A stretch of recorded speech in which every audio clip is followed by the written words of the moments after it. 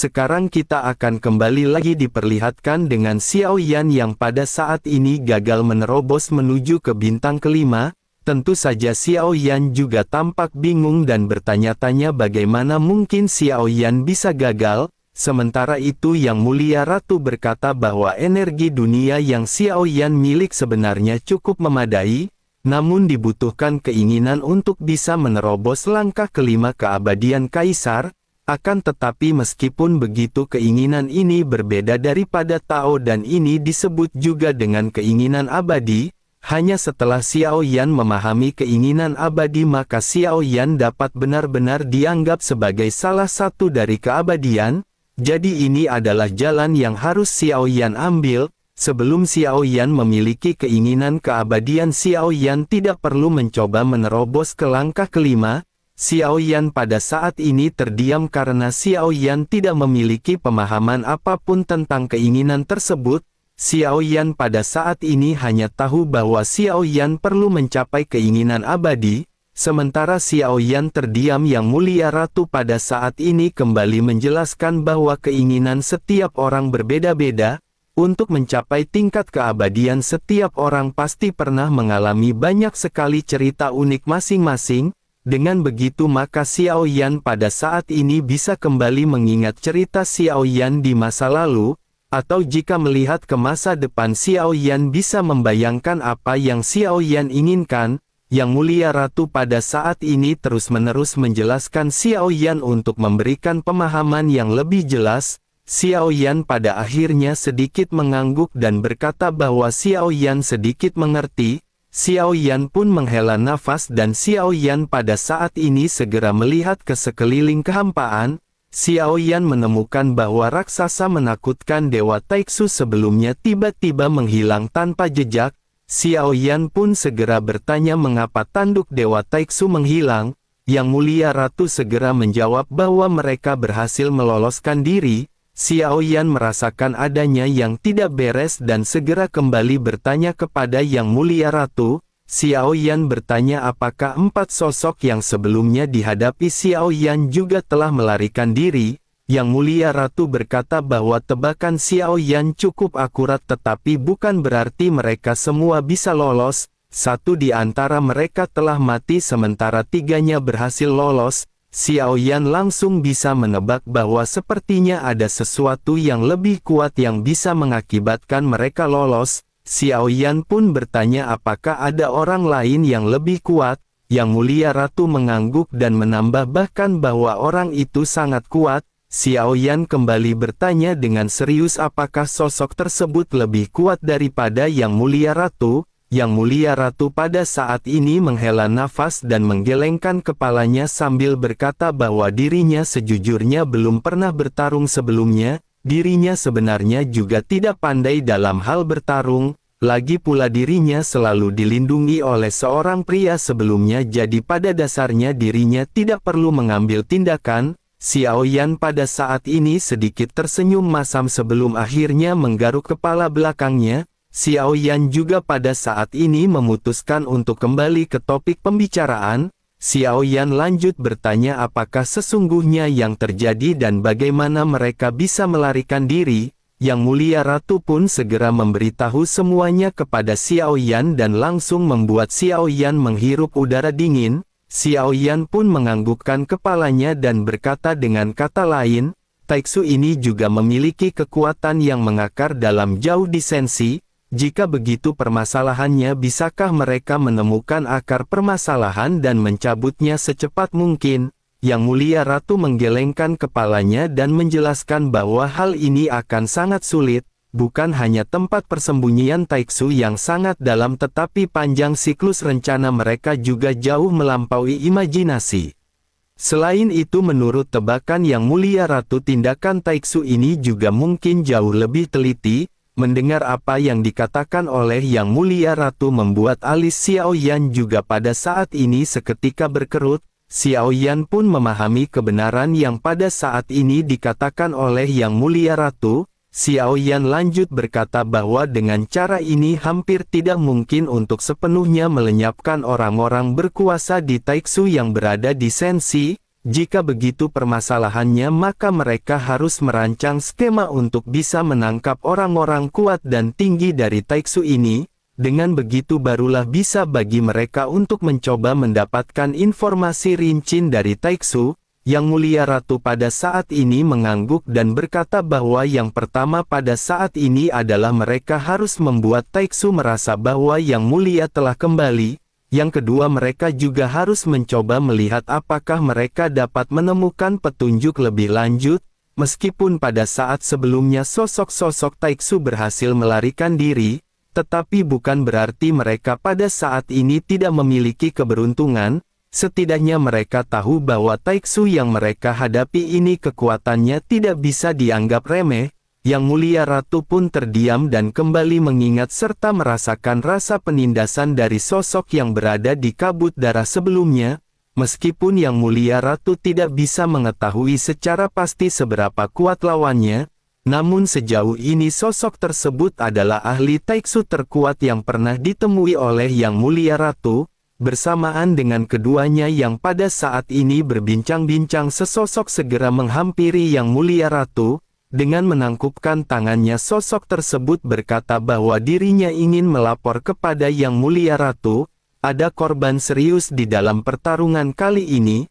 3 keabadian kaisar telah mati, ribuan prajurit Senshi juga telah mati dan banyak orang yang terluka parah.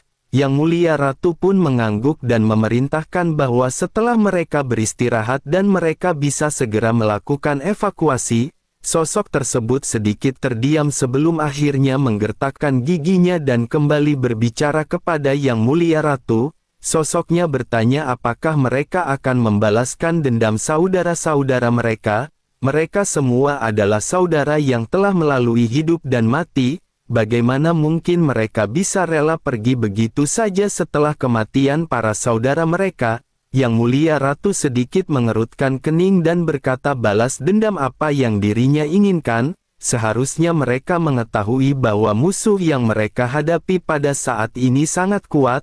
Kecerobohan hanya akan mempercepat kekalahan dan sebaiknya mereka pada saat ini mengikuti perintah Yang Mulia Ratu. Sosok itu pun terdiam sejenak sebelum akhirnya sosoknya hanya bisa menundukkan kepalanya dan menangkupkan tangannya. Sosoknya lanjut berkata bahwa dirinya akan melakukan perintah dari Yang Mulia Ratu. Mata sang ratu pada saat ini tampak terlihat tajam dan sosoknya tampak dipenuhi dengan emosi. Yang Mulia Ratu pun segera menenangkan dirinya sebelum akhirnya sosoknya segera kembali menatap ke arah Xiao Yan. Yang Mulia Ratu segera bertanya apakah rencana Xiao Yan selanjutnya. Xiao Yan pada saat ini segera berkata bahwa sebaiknya mereka kembali ke alam dewa kuno terlebih dahulu karena Xiao Yan harus bersiap sebelum Xiao Yan pergi. Yang Mulia Ratu pun mengangguk dan segera bertanya apakah Xiao Yan benar-benar tidak akan mengucapkan selamat tinggal kepada senior Xiao Yan yang bernama Zhen Wu. Baru pada saat inilah Xiao Yan menyadari bahwa Zhen Wu lah yang telah sekali lagi menyelamatkan klon dewa asli. Xiao Yan pun segera mendongak menatap ke arah Zhen Wu yang sangat besar di kehampaan. Xiao Yan pun segera menangkupkan tangannya dengan penuh hormat dan segera mengucapkan terima kasih atas bantuan senior Zhen Wu. Xiao Yan pada saat ini benar-benar sangat tulus karena jika Zhen Wu tidak mengambil tindakan, maka klon dewa asli mungkin sudah mati di sini dan Xiao Yan kehilangan klon dewa asli miliknya. Sementara itu pada saat ini suara Zhen Wu segera muncul di benak Xiao Yan. Sosoknya berkata bahwa Yang Mulia tidak perlu bersikap sopan. Xiao Yan pada saat ini sedikit tersenyum sementara Zhen Wu pada saat ini kembali berbicara kepada Xiao Yan. Zhen Wu berkata bahwa dirinya merasakan aura alam reruntuhan kuno di dalam diri Yang Mulia. Bisakah pada saat ini Yang Mulia menyerahkannya kepada Zhen Wu sehingga mereka dapat meningkatkan kekuatan mereka lagi dan bertarung demi Senshi? Begitu mendengar hal ini Xiao Yan pada saat ini benar-benar sedikit tercengang. Xiao Yan segera berpikir di dalam benaknya, seharusnya ini bukan para senior dari Labu Dewa Bermata 9. Sepertinya yang dimaksud oleh Zhen Wu adalah binatang buas yang Xiao Yan tempatkan di alam reruntuhan di dalam pagoda pemurnian. Xiao Yan pun segera menggerakkan pikirannya untuk mengundang Jiu Ying, Demon Sky Base, naga sisik darah Sei Kun dan dua dewa Taiksu. Xiao Yan pun lanjut bertanya kepada Zhen Wu apakah mereka yang dimaksud oleh senior Zhen Wu. Zhen Wu sedikit mengangguk dan berkata terkecuali makhluk mati itu sisanya akan mengikuti Zhen Wu. Sementara itu di sisi lain Jiu Ying segera menyadari ada yang tidak beres dan segera bertanya kepada Xiao Yan apakah Xiao Yan ingin memberikan mereka kepada makhluk tersebut. Xiao Yan pada saat ini segera menangkupkan tangannya ke arah Jiu Ying dan yang lainnya dan segera mengucapkan terima kasih. Xiao Yan berkata bahwa mulai sekarang mereka akan mengikuti senior Zhen Wu. Senior Zhen Wu dapat membantu mereka untuk mengambil langkah yang lebih maju.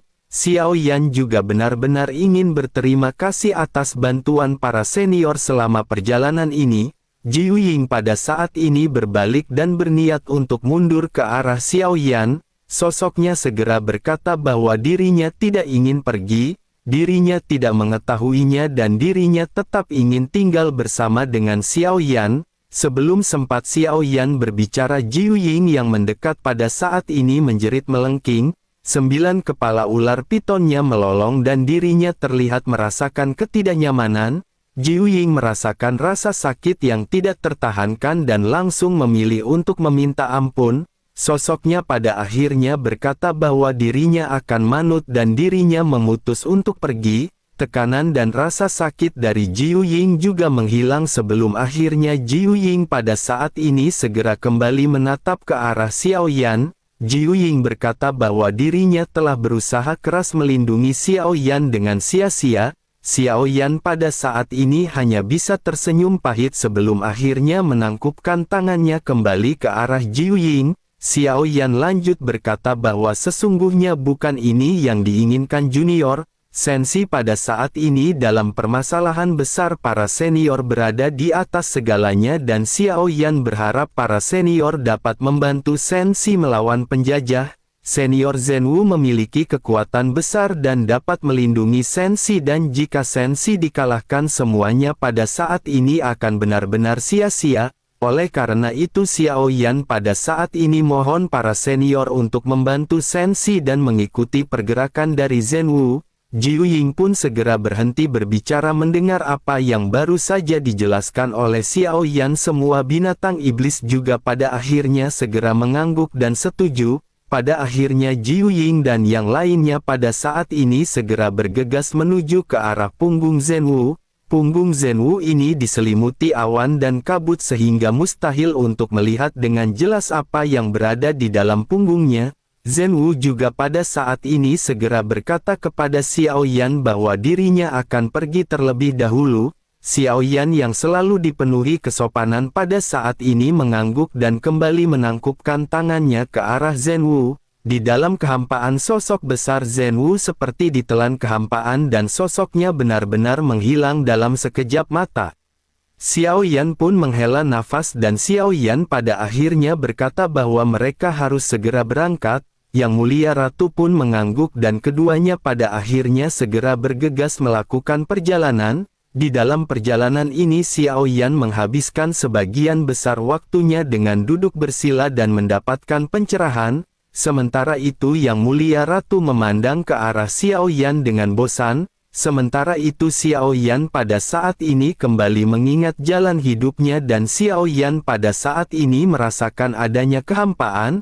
Xiao Yan bergumam di dalam hatinya bahwa manusia hanya hidup dalam waktu sekisaran 100 tahun, mereka bahkan tidak akan memiliki waktu untuk mengingat kembali kehidupan mereka. 100 tahun berlalu begitu saja tetapi mereka tidak merasakan kehampaan. Cerita akan memiliki akhir dan manusia akan berakhir, segala sesuatu pasti akan memiliki takdirnya sendiri. Xiao Yan pada akhirnya segera membuka matanya dan Xiao Yan pada saat ini segera menatap ke arah Yang Mulia Ratu. Sementara itu Yang Mulia Ratu pada saat ini berkata sebaiknya Xiao Yan jangan terlalu memaksakan diri.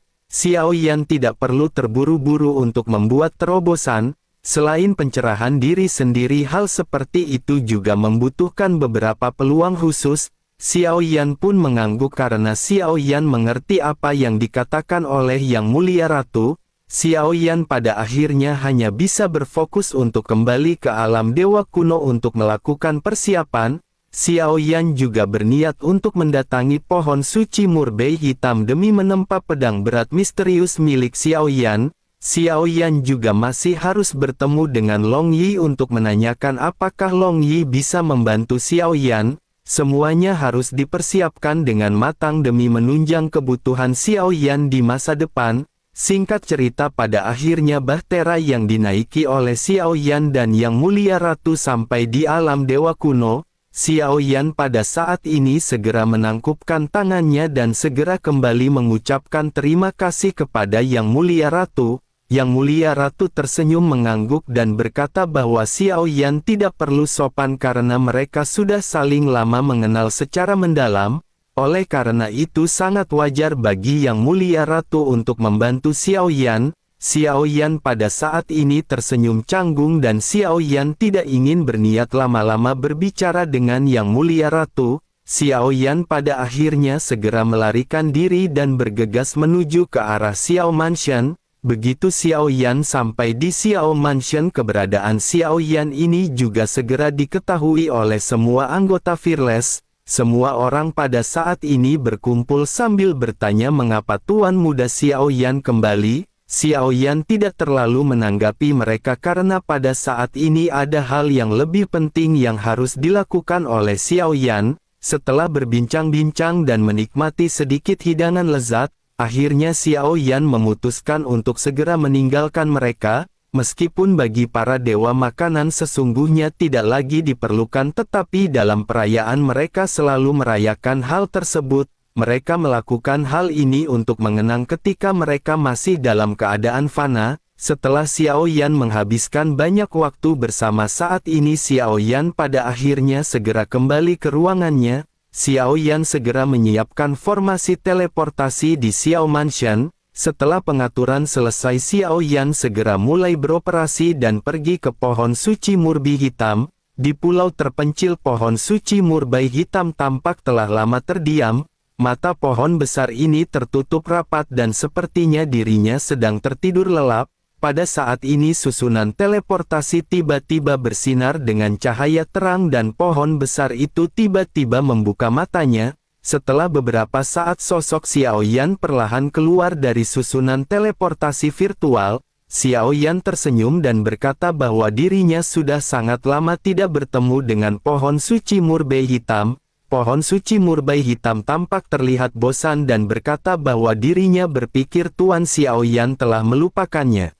Xiao Yan menghela nafas dan Xiao Yan pada saat ini tanpa basa-basi segera mengeluarkan semua material yang Xiao Yan peroleh selama periode waktu ini. Xiao Yan pun menjelaskan bahwa setelah Xiao Yan pergi pada saat itu Xiao Yan pada akhirnya kembali dengan membawa banyak materi. Xiao Yan mendapat banyak dari apa yang telah tercatat di buku materi. Xiao Yan juga mendapatkan hal lainnya dan pohon suci murb hitam bisa mencoba untuk melihatnya. Xiao Yan menumpuk barang-barang yang telah Xiao Yan kumpulkan di pulau kecil dan material tersebut benar-benar memakan banyak ruang. Segera setelah itu cabang dari tanaman pohon suci murbei hitam mulai berterbangan. Sosoknya memilah-milih barang-barang yang pada saat ini dikumpulkan oleh Xiao Yan dan menempatkannya dengan rapi di pulau tersebut.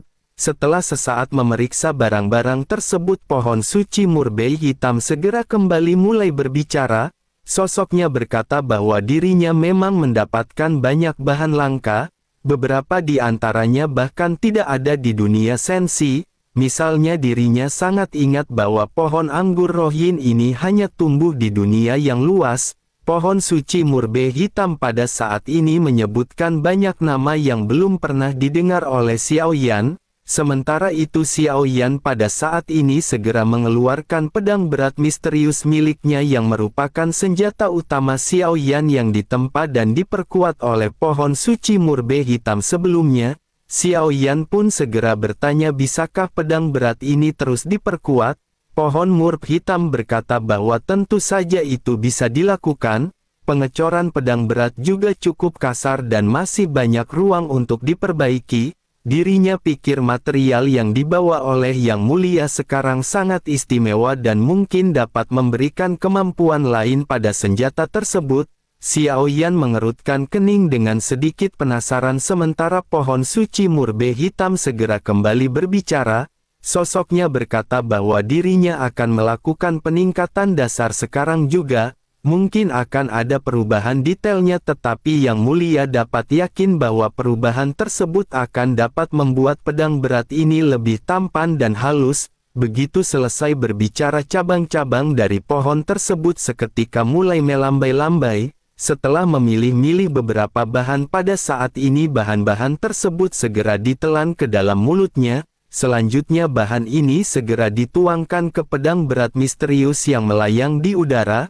Xiao Yan menyaksikan proses ini dan Xiao Yan seketika merasa sangat takjub. Tanpa menghabiskan banyak waktu cabang pohon suci murbe hitam pada saat ini akhirnya selesai menyempurnakan pedang berat misterius. Pedang ini lanjut diserahkan kepada Xiao Yan dan Xiao Yan dengan penuh antusias segera menerima pedang berat misterius. Begitu Xiao Yan menggenggam gagang pedangnya, Xiao Yan dapat dengan jelas merasakan bahwa bobot dari pedang ini menjadi semakin berat. Selain itu tujuan penguatannya juga adalah agar Xiao Yan yang memegang pedang berat ini merasa bahwa pedang ini menjadi lebih fleksibel. Selain itu Xiao Yan juga melihat terdapat beberapa tanaman merambat berwarna merah yang melingkari tubuh pedang berat misterius. Ada juga kristal ajaib yang pada saat ini berada di tengah pedang berat misterius. Pohon suci murbi hitam juga tampaknya sangat penasaran dengan efek dari pedang ini. Sosoknya segera berkata kepada Xiao Yan bahwa Yang Mulia dapat mencoba mengaktifkan kristal ajaib di tengah pedang berat misterius. Gunakan saja kekuatan untuk menstimulasi kristal ajaib tersebut. Xiao Yan pun mengangguk dan segera mengikuti apa yang dikatakan oleh pohon suci murbe hitam.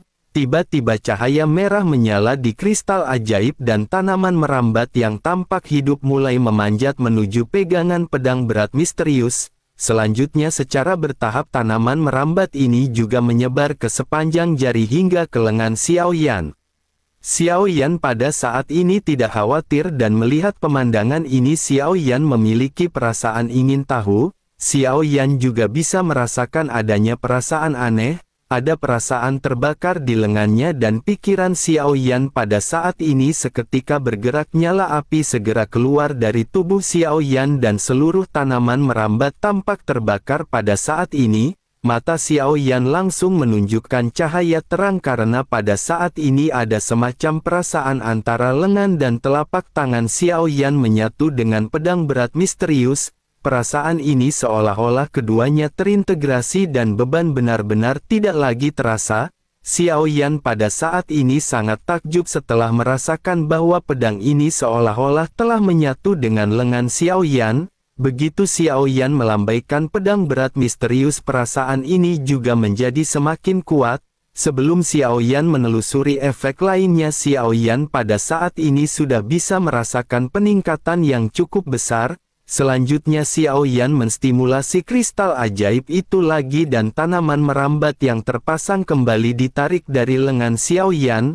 Pedang berat misterius juga pada saat ini segera kembali ke keadaan semula. Xiao Yan pun menghela nafas dan Xiao Yan pada saat ini segera mengambil beberapa potong Void God Armor dengan tingkat tertinggi. Xiao Yan lanjut berkata bahwa selain hal itu Xiao Yan juga memiliki beberapa armor di sini. Xiao Yan ingin melihat apakah pohon suci murbi hitam bisa menemukan cara untuk memodifikasinya. Jika bisa diperbaiki, Xiao Yan berharap para prajurit Senshi bisa menggunakan armor tersebut. Xiao Yan memiliki banyak armor seperti ini dan ini akan memiliki perlindungan dan kenyamanan serta kekuatan tempur yang lebih kuat.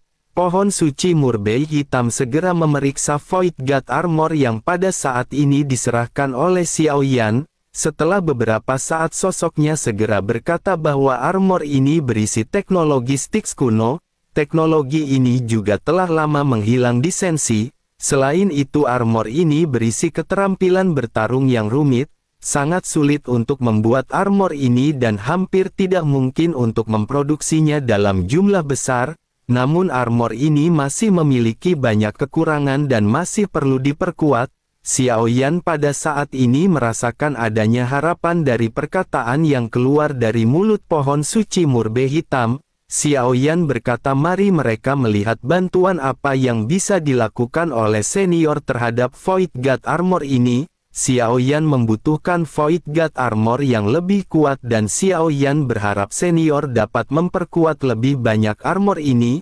Pohon suci murbe hitam seketika berkata agar yang mulia jangan khawatir, dirinya akan mencoba yang terbaik untuk memuaskan yang mulia. Xiao Yan pun tersenyum dan berkata bahwa waktu Xiao Yan hampir habis, oleh karena itu Xiao Yan tidak akan tinggal lebih lama di tempat ini. Setelah semuanya tenang, Xiao Yan akan menemani senior untuk mengenang banyak masa lalu. Begitu selesai berbicara, Xiao Yan menangkupkan tangannya dan Xiao Yan kembali memasuki susunan teleportasi. Berkat kemampuan dari formasi teleportasi ini, Xiao Yan dengan cepat segera kembali ke alam dewa kuno dari pohon suci murbe hitam. Bahkan pada saat ini tidak seorang pun di Xiao Mansion yang menyadari bahwa Xiao Yan telah pergi. Sementara itu Long Yi yang mendengar kedatangan Xiao Yan pada saat ini segera bergegas menuju ke tempat Xiao Yan bersama dengan Wang Kai. Wang Kai atau anjing neraka yang telah bertemu Long Yi tampaknya tidak lagi bisa dipisahkan dan terus-menerus mengintilin Long Yi.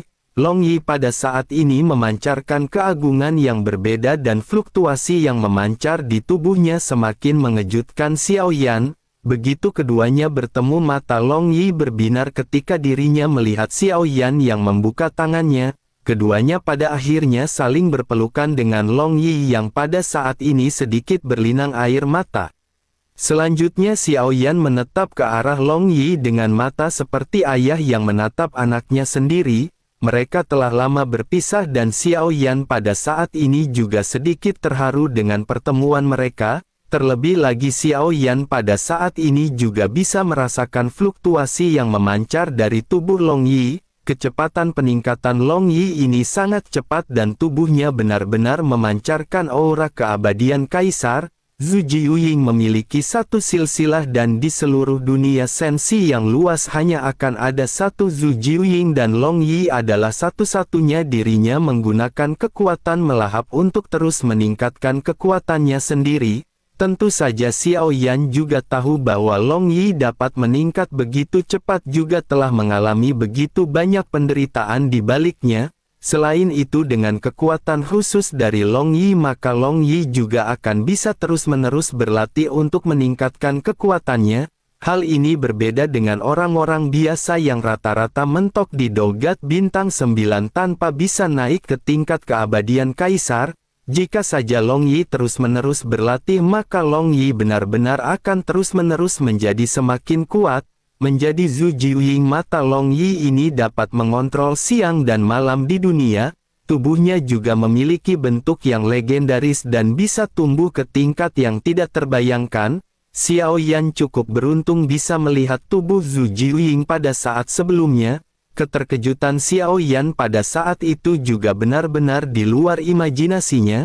Xiao Yan pada akhirnya tersenyum dan menepuk bahu Long Yi sambil berkata bahwa kemajuan Long Yi sangat cepat. Jika diberi waktu yang cukup Xiao Yan khawatir Long Yi akan melampaui ayah. Long Yi pada saat ini tampak terlihat ceria dan berkata jika begitu permasalahannya Long Yi akan bisa segera melindungi ayah. Ini juga sesungguhnya merupakan tujuan dari Long Yi. Xiao Yan pun tersenyum melihat sikap Long Yi yang tidak pernah berubah dan selalu terlihat serius. Xiao Yan lanjut berkata bahwa dirinya menantikan hari di mana Long Yi benar-benar bisa tumbuh dewasa. Namun Long Yi harus mengerti terkadang mereka harus berhenti di dalam perjalanan. Meskipun ayah tidak berada di sini tetapi ketika Long Yi sering berlatih maka Long Yi juga harus sering pulang dan berkunjung. Semua anggota tim Fearless adalah keluarga Long Yi dan Long Yi tidak boleh melupakan mereka. Long Yi pun sedikit mengangguk sementara Xiao Yan pada saat ini sedikit terdiam. Xiao Yan memikirkan bagaimana cara Xiao Yan mengungkapkan apa yang Xiao Yan inginkan dari Long Yi. Melihat Xiao Yan yang terdiam, Long Yi pada saat ini segera bertanya apakah ada sesuatu yang ada di dalam pikiran ayah. Xiao Yan sedikit ragu-ragu, namun ketika Long Yi bertanya, Xiao Yan pada akhirnya segera berkata bahwa memang ada sesuatu. Xiao Yan pada akhirnya menghela nafas dan bertanya apakah mayat Zhu Jiuying memiliki sisik dan gigi yang tertinggal. Long Yi pada saat ini sedikit bingung mendengar apa yang ditanyakan oleh Xiao Yan. Melihat ekspresi dari Long Yi, Xiao Yan pada akhirnya segera berkata bahwa Long Yi tidak perlu menyakiti dirinya sendiri jika hal tersebut tidak ada. Selain itu, ini juga adalah sesuatu yang dibutuhkan ayah untuk membantu orang lain. Mendengar apa yang dikatakan oleh Xiao Yan, Long Yi pada saat ini segera berkata bahwa ayah tidak perlu khawatir, dirinya baru saja berencana untuk mengeluarkannya dari perutnya. Gigi dan sisik sulit untuk dicerna, oleh karena itu hal tersebut masih bisa untuk ditemukan. Xiao Yan pada saat ini sedikit terkejut mendengar apa yang dikatakan oleh Long Yi. Long Yi pernah menelan mayat leluhur Zhu Jiuying, tetapi Xiao Yan tidak pernah menyangka bahwa masih akan ada yang tersisa, dan hal itu adalah hal yang dibutuhkan oleh Xiao Yan. Xiao Yan pada akhirnya memandang ke arah Long Yi yang pada saat ini berusaha untuk mengeluarkan sisik dan taring dari perutnya. Pada saat ini tidak ada pemandangan yang menjijikkan dan hanya ada cincin penyimpanan yang muncul di tangan Long Yi. Selanjutnya Long Yi segera menyerahkan cincin penyimpanan tersebut kepada Xiao Yan. Long Yi lanjut berkata bahwa gigi dan sisiknya terlalu besar dan akan mudah merusak halaman jika dikeluarkan secara langsung. Oleh karena itu benda ini disimpan di dalam cincin penyimpanan dan ayah bisa mengeceknya. Xiao Yan pun menganggukkan kepalanya dan Xiao Yan segera memeriksa gigi dan sisik di dalam cincin penyimpanan. Xiao Yan sedikit terkejut karena ukurannya benar-benar berlebihan dan hampir memenuhi seluruh cincin penyimpanan. Setelah memeriksa, Xiao Yan pada saat ini memandang ke arah Long Yi dengan tatapan cemas. Long Yi tampaknya menyadari bahwa Xiao Yan pada saat ini khawatir dan Long Yi segera mulai berbicara kepada Xiao Yan. Long Yi berkata bahwa sebenarnya bagi Long Yi satu sisik dan satu gigi ini tidaklah berbahaya. Hal tersebut tidak akan mempengaruhi apapun dalam kekuatan maupun fisik dari Long Yi. Xiao Yan pada akhirnya merasa lega dan mengangguk sambil tersenyum menatap ke arah sosok Long Yi. Terlebih lagi yang mengejutkan bagi Xiao Yan adalah pertumbuhan Long Yi yang pada saat ini bisa membaca situasi. Bersamaan dengan hal tersebut pada saat ini Long Yi mengeluarkan 2 botol batu giok lagi dan menyerahkannya kepada Xiao Yan. Long Yi berkata bahwa ini adalah esensi darah Long Yi dan esensi darah anjing api penyucian atau Wang Kai. Ini akan bisa digunakan sebagai bahan obat. Selain itu, jika ayah menghadapi krisis apapun dengan menelan darah ini untuk sementara akan dapat memperoleh kekuatan Zhu Jiuying. Long Yi tidak punya apa-apa untuk dilakukan dan hanya inilah yang bisa Long Yi berikan kepada ayah. Long Yi memandang ke arah Xiao Yan dengan serius, sementara Xiao Yan pada saat ini sedikit tertegun. Xiao Yan tidak menyangka bahwa Long Yi akan bertindak sejauh ini untuk membantu Xiao Yan. Namun Xiao Yan tahu bahwa hal ini juga akan merugikan bagi Long Yi. Xiao Yan pada akhirnya segera berkata bahwa Long Yi pada saat ini benar-benar sudah dewasa. Namun Long Yi tidak perlu khawatir karena ayah masih sangat percaya diri dengan kemampuannya. Jangan lakukan hal ini lain kali karena ini adalah hasil kultivasi Long Yi. Hal ini juga akan merugikan bagi kekuatan Long Yi. Terlebih lagi meskipun Xiao Yan kuat, Xiao Yan juga membutuhkan banyak orang kuat di sampingnya. Xiao Yan tidak akan bisa menyelesaikan peperangan ini sendirian dan Xiao Yan membutuhkan kekuatan Long Yi dan yang lainnya. Xiao Yan lanjut menepuk bahu Long Yi dan Long Yi pada saat ini sedikit terdiam. Selanjutnya Xiao Yan berkata bahwa ayah juga pada saat ini akan memberi Long Yi hadiah. Sebaiknya mereka keluar bersama untuk melihat hadiah apa yang akan diberikan oleh ayah. Long Yi pada saat ini sedikit mengangguk dan segera mengikuti Xiao Yan pergi ke atas langit alam dewa kuno. Semua orang di halaman juga pada saat ini mengikuti dengan penuh rasa ingin tahu. Mereka pada saat ini menatap ke arah Xiao Yan yang membawa Long Yi ke tempat yang sangat tinggi di atas alam dewa kuno. Xiao Yan pada akhirnya dengan pikirannya segera mengeluarkan Dewa Taiksu. Kultivasi Long Yi adalah mengandalkan daya lahapnya dan menelan darah monster yang kuat dapat meningkatkan kekuatan Long Yi. Oleh karena itu Xiao Yan berpikir bahwa jika Long Yi menelan kekuatan dari Dewa Taiksu tentu saja kemampuan Long Yi juga akan meningkat. Selain itu Dewa Taiksu ini juga telah menyerap energi yang begitu besar di alam sejati Xuan Yin. Xiao Yan pun tersenyum dan menatap ke arah Long Yi sambil berkata bahwa ini adalah hadiah untuk Long Yi. Ini adalah binatang-binatang yang ayah dapatkan dari musuh.